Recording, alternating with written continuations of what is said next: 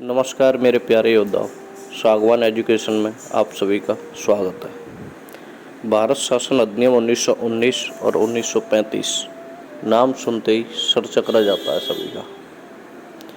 ये सिर्फ किताबें और नोट्स नहीं है, ये हमारे इतिहास की दर्दनाक और कुछ मसालेदार कहानी है। एक ऐसी कहानी जिसमें धोखा भी है, विश्वासघात भी है, आंसू भी है और एक जुनून भी। अगर आप इसे एक कहानी की तरह समझोगे तो ये आपको हमेशा याद रहेंगे। आप सोच रहे होंगे कहानी, और वो भी 1919 और 1935 के अधिनियम पर। हाँ, एक ऐसी कहानी जिसमें आपको हर एक किरदार से प्यार हो जाएगा। एक ऐसी कहानी जिसमें जब आप एक दर्दनाक अध्याय सुनोगे तो तुम्हें रोना आ जाएगा, और जब आप ये समझोगे कि कैसे हमारे पूर्वजों ने उस दर्द से अपनी ताकत निकाली तो आपके चेहरे पर मुस्कान आ जाएगी। तो चलो शुरू करते हैं। कहानी शुरू होती है 1919 से। उस समय भारत के राज्य सचिव एडविन मॉन्टेग्यू और वायसराय लॉर्ड चेम्सफोर्ड थे। उन्होंने मिलकर एक अधिनियम पास किया था जिसका नाम था भारत शासन अधिनियम 1919। भारत में क्रांति की लहर तेज हो रही थी। अंग्रेज इतने डर गए थे कि उन्हें लगा कुछ तो करना पड़ेगा, नहीं तो हमारे हाथ से निकल जाएगा। उन्होंने भारतीयों को दिखावटी रूप से खुश करने के लिए यह अधिनियम पास किया। इसका मकसद था भारत में धीरे धीरे उत्तरदायी शासन की स्थापना करना। आप सोच रहे होंगे क्या ये सच में अच्छा था? नहीं, ये एक बहुत बड़ा धोखा था भारतीयों के साथ। इस अधिनियम ने प्रांतों में एक अजीब सी व्यवस्था शुरू की जिसका नाम था द्वैत शासन। इसका मतलब था दो लोगों या दलों का शासन। अब सुनो ये धोखा कैसे था। प्रांतीय विषयों को दो हिस्सों में बांट दिया गया। एक थी हस्तांतरित विषय, इसमें शिक्षा, स्वास्थ्य, कृषि जैसे विभाग थे। ये विभाग भारतीय मंत्रियों को सौंप दिए गए थे जो विधान परिषद के लिए जवाबदेह थे। दूसरा था आरक्षित विषय, इसमें वित्त, कानून व्यवस्था, पुलिस और भू राजस्व जैसे बड़े सबसे जरूरी विभाग थे। इन विभागों का प्रशासन गवर्नर अपनी कार्यकारी परिषद के साथ मिलकर करता था। और सबसे दुखद बात ये थी कि विधान परिषद के प्रति बिल्कुल भी जवाबदेह नहीं थे। तो दोस्तों, इसका मतलब जो भी महत्वपूर्ण शक्तियाँ थीं वो अंग्रेजों ने अपने पास रखी। भारतीय मंत्रियों को वे विभाग दिए गए जहाँ ना तो पैसा था ना ही कोई वास्तविक शक्ति। यह शक्ति के बिना जिम्मेदारी की एक दुखद कहानी थी। गवर्नर के पास तो असीमित अधिकार थे। यह इस अधिनियम का सबसे बड़ा विश्वासघात था। अब आप भी समझ गए होंगे कि ये तो सच में दुखद था। अब दोस्तों समझ ही गए हो तो कुछ प्रश्न जो राजस्थान में विगत परीक्षा में पूछे गए हैं। किस अधिनियम के तहत भारत में पहली बार प्रत्यक्ष चुनाव प्रणाली अपनाई गई? यह प्रश्न आरपीएससी सेकंड ग्रेड हिंदी परीक्षा 2022 में पूछा गया था। तो इसका आंसर है 1919 का भारत शासन अधिनियम। 1919 से पहले अप्रत्यक्ष चुनाव होते थे, लेकिन इस अधिनियम ने पहली बार लोगों को सीधे वोट देने का अधिकार दिया। अब बताओ दोस्तों, 1919 के भारत शासन अधिनियम की सबसे प्रमुख विशेषता क्या थी? यह question RPSC second grade Sanskrit शिक्षा विभाग परीक्षा 2022 में पूछा गया था। प्रांतों में द्वैध शासन, ये द्वैध शासन ही इस अधिनियम की पहचान बन गया। अगला सवाल, 1919 के अधिनियम के अनुसार प्रांतीय सरकार के आरक्षित विषयों में कौन कौन से विषय शामिल थे? आरपीएससी सेकंड ग्रेड 2023 में पूछा गया। कानून और व्यवस्था, वित्त और भू राजस्व, ये ही वो विषय थे जिन पर अंग्रेजों ने अपनी पकड़ बनाए रखी। किस अधिनियम ने पहली बार केंद्र में द्विसदनीय विधायिका की व्यवस्था की? सेकंड ग्रेड जी के ग्रुप बी 2022। 1919 का भारत शासन अधिनियम, केंद्रीय विधायिका को दो सदनों में बांटा गया, केंद्रीय विधानसभा और राज्य परिषद। इससे दोस्तों प्रतिनिधित्व तो बढ़ा, लेकिन वायसराय के पास अभी भी असीमित अधिकार थे। 1919 के अधिनियम ने भारत के लिए एक नए अधिकारी भारतीय उच्चायुक्त की नियुक्ति का प्रावधान कहाँ से किया गया था? RPSC second grade GK group D 2022। इसका आंसर है दोस्तों लंदन। दोस्तों द सैड स्टोरी, विश्वासघात का अंतराल। 1919 के अधिनियम में एक शर्त थी कि 10 साल बाद एक आयोग बनेगा जो इसकी समीक्षा करेगा, लेकिन अंग्रेजों ने 10 साल का इंतजार भी नहीं किया और 1927 में एक आयोग बना दिया जिसका नाम था साइमन कमीशन। कमीशन में एक भी भारतीय सदस्य नहीं था। ब्रिटिशों ने कहा कि वे भारत के भविष्य का फैसला करने के लिए एक कमीशन भेज रहे हैं, लेकिन उस कमीशन में किसी भी भारतीय को शामिल नहीं किया गया। यह हमारे स्वाभिमान का सीधा अपमान था।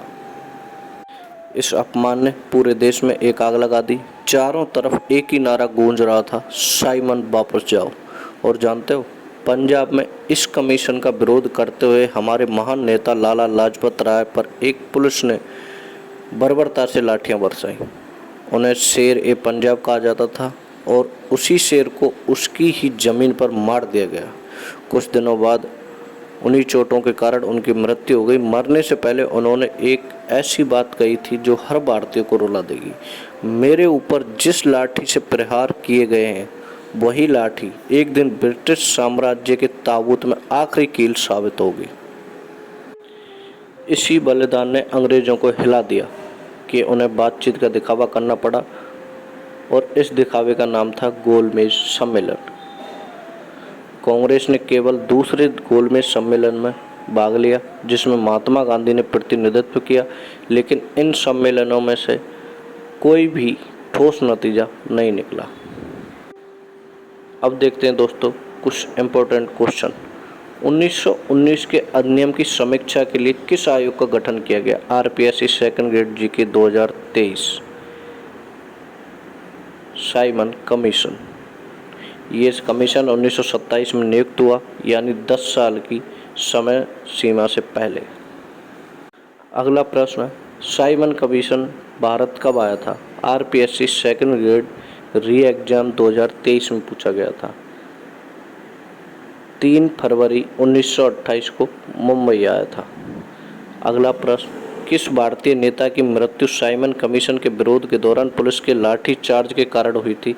सेकंड ग्रेड ग्रुप ए 2023 में पूछा गया था। आंसर है लाला लाजपत राय। अगला प्रश्न, कौन सा गोलमेज सम्मेलन महात्मा गांधी और भारतीय राष्ट्रीय कांग्रेस ने अटेंड किया? RPSC second grade Sanskrit 2022। सही आंसर है दूसरा गोलमेज सम्मेलन। अभी आप सोच रहे होंगे कि 1935 का तो अभी नाम ही नहीं सुना। अब आता है कहानी का सबसे महत्वपूर्ण और सबसे बड़ा अध्याय आता है 1935 का भारत शासन अधिनियम। संविधान का ब्लूप्रिंट भी कहा जाता है। इस अधिनियम ने 1919 के अधिनियम की सभी कमियों को दूर करने का दिखावा किया। यह भी एक जाल था, बस थोड़ा बड़ा और ज़्यादा सुंदर। इसने एक अखिल भारतीय संघ ऑल इंडिया फेडरेशन की स्थापना का प्रस्ताव रखा जिसमें ब्रिटिश प्रांत और देशी रियासतें दोनों शामिल होने थे, लेकिन ये एक अधूरा सपना था। रियासतों को इस संघ में शामिल होने के लिए मजबूर नहीं किया गया था, उन्हें स्वेच्छा से शामिल होने का विकल्प दिया गया था। और जानते हो, यह प्रावधान कभी लागू ही नहीं हुआ क्योंकि कोई रियासत शामिल नहीं हुई। अब सुनो, इस अधिनियम का सबसे बड़ा बदलाव क्या था? इसने प्रांतों में द्वैध शासन को खत्म कर दिया था। प्रांतीय स्वायत्तता शुरू हुई, लेकिन गवर्नर के पास अभी भी वीटो और विशेषाधिकार थे। वह किसी भी सरकार को भंग कर सकता था। सत्ता भारतीयों को दी गई, लेकिन उसकी चाबी आज भी ब्रिटिशों के हाथ में थी। प्रांतों से द्वैध शासन हटाकर उन्होंने इसे केंद्र में लागू कर दिया। रक्षा, विदेश मामले और धार्मिक मामले जैसे सबसे महत्वपूर्ण विषय वायसराय के नियंत्रण में आरक्षित थे। मतलब एक हाथ से दिया और दूसरे हाथ से वापस ले लिया। दोस्तों, यही तो इस अधिनियम की सबसे बड़ी विडंबना थी। इस अधिनियम ने केंद्र और प्रांतों के बीच शक्तियों को 3 सूचियों में विभाजित किया। संघ सूची केंद्र सरकार के लिए इसमें 59 विषय थे। प्रांतीय सूची प्रांतीय सरकारों के लिए इसमें 54 विषय थे। समवर्ती सूची केंद्र और प्रांत दोनों के लिए इसमें 36 विषय थे। अवशिष्ट शक्तियाँ वायसराय को दी गई थी। इस अधिनियम ने कुछ और भी महत्वपूर्ण चीज़ें दी। इसने भारतीय रिजर्व बैंक आरबीआई की स्थापना का प्रावधान किया। 1937 में संघीय न्यायालय की स्थापना का भी प्रावधान किया। सांप्रदायिक प्रतिनिधित्व को और विस्तार दिया। मुसलमानों और सिखों के साथ साथ इसने दलितों, महिलाओं और श्रमिकों के लिए भी अलग से निर्वाचक मंडल दिए। दोस्तों, ये तो फूट डालो और राज करो की नीति थी। उन्होंने हमारे समाज को धार्मिक और सामाजिक आधार पर और भी ज़्यादा बांट दिया। अब कुछ महत्वपूर्ण प्रश्न जो विगत परीक्षाओं में पूछे गए। किस अधिनियम ने प्रांतों में द्वैध शासन को समाप्त किया? आरपीएससी सेकंड ग्रेड जीके 2022 में पूछा गया। आंसर 1935 का भारत शासन अधिनियम। प्रश्न, किस अधिनियम ने केंद्र में द्वैध शासन की स्थापना की? सेकंड ग्रेड री एग्जाम 2023 1935 का भारत शासन अधिनियम। ये प्रावधान कभी लागू नहीं हुआ। अगला प्रश्न, भारत सरकार अधिनियम 1935 के तहत शक्तियों को कितनी सूचियों में विभाजित किया गया था? सेकंड ग्रेड जीके 2023 में पूछा गया था। तो दोस्तों, सही आंसर है 3 सूचियों में, संघीय, प्रांतीय और समवर्ती सूची। संघीय सूची में 59 विषय थे, प्रांतीय में 54 और समवर्ती में 36 विषय थे। अगला प्रश्न, किस अधिनियम के तहत भारत में संघीय न्यायालय की स्थापना का प्रावधान किया गया? सेकंड ग्रेड री एग्जाम 2023। आंसर 1935 का अधिनियम। और ये कब स्थापित हुआ था? 1 अक्टूबर 1937 को। अगला प्रश्न, 1935 के अधिनियम के तहत कौन कौन से नए प्रांत बनाए गए? सेकंड ग्रेड जीके 2022 में पूछा गया था। आंसर सिंध और उड़ीसा। सिंध को बम्बई से अलग किया गया और बिहार व उड़ीसा को अलग अलग प्रांतों में बांटा गया। अगला प्रश्न, किस अधिनियम के प्रावधानों के तहत भारतीय रिजर्व बैंक की स्थापना की गई? सेकंड ग्रेड एसएसटी 2022 में पूछा गया था। आंसर है 1935 का भारत शासन अधिनियम। अगला प्रश्न दोस्तों, किस अधिनियम ने भारत में एक संघ लोक सेवा आयोग, प्रांतीय लोक सेवा आयोग और संयुक्त लोक सेवा आयोग की स्थापना का प्रावधान किया? ये question RPSC second grade GK group C 2023 में पूछा गया। सही आंसर है 1935 का भारत शासन अधिनियम। अगला प्रश्न है, 1935 के अधिनियम के तहत कौन सा देश भारत से अलग हो गया था? ये प्रश्न second grade GK group B 2023 में पूछा गया। सही आंसर है बर्मा। अगला प्रश्न, किस अधिनियम ने भारत परिषद काउंसिल ऑफ इंडिया को समाप्त कर दिया, जो 1858 के अधिनियम द्वारा स्थापित की गई थी? ये प्रश्न सेकंड ग्रेड री एग्जाम 2023 में पूछा गया। सही आंसर है 1935 का भारत शासन अधिनियम। अगला प्रश्न दोस्तों, 1935 के अधिनियम के तहत अवशिष्ट शक्तियाँ किसे दी गई? ये प्रश्न आरपीएससी सेकंड ग्रेड जीके 2022 में पूछा गया। सही आंसर है वायसराय। अब देखते हैं दोस्तों आखिरी सवाल, 1935 के अधिनियम ने कितनी जनसंख्या को वोट का अधिकार दिया था? आरपीएससी सेकंड ग्रेड जीके 2022 में पूछा गया। सही उत्तर है लगभग 10% आबादी को वोट देने का अधिकार मिला। ये हमारे देश के विकास के 2 अध्याय थे, एक जिसने हमें सत्ता के बिना जिम्मेदारी दी और दूसरा जिसने हमें जिम्मेदारी के साथ शक्ति का भ्रम दिया। पर इन दोनों की सबसे बड़ी सीख ये थी कि उन्होंने भारतीयों को शासन चलाने का पहला व्यवहारिक अनुभव दिया। उन्होंने हमें सिखाया कि क्या सही है और क्या गलत।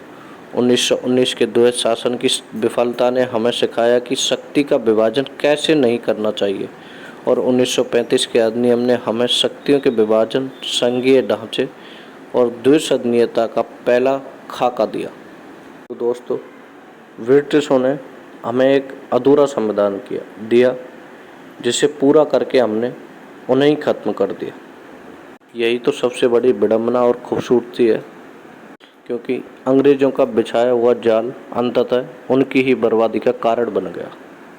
अब बताओ दोस्तों, क्या तुम्हें अभी भी भारत शासन अधिनियम 1919 और 1935 से डर लग रहा है?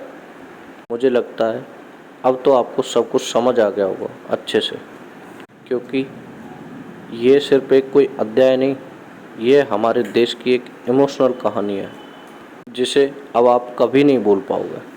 पर दोस्तों, एक बात याद रखना, ये ज्ञान तभी काम आएगा जब आप इसकी अच्छे से प्रैक्टिस करोगे।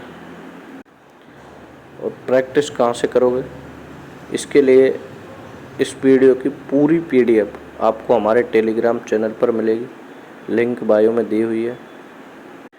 और दोस्तों, आपको ये वीडियो कैसी लगी, पूरी कहानी कैसी लगी, कमेंट करके ज़रूर बताएं। चैनल को सब्सक्राइब करना बिल्कुल ना भूलें, जिससे अगली वीडियो सबसे पहले आपके पास पहुंचे। धन्यवाद दोस्तों।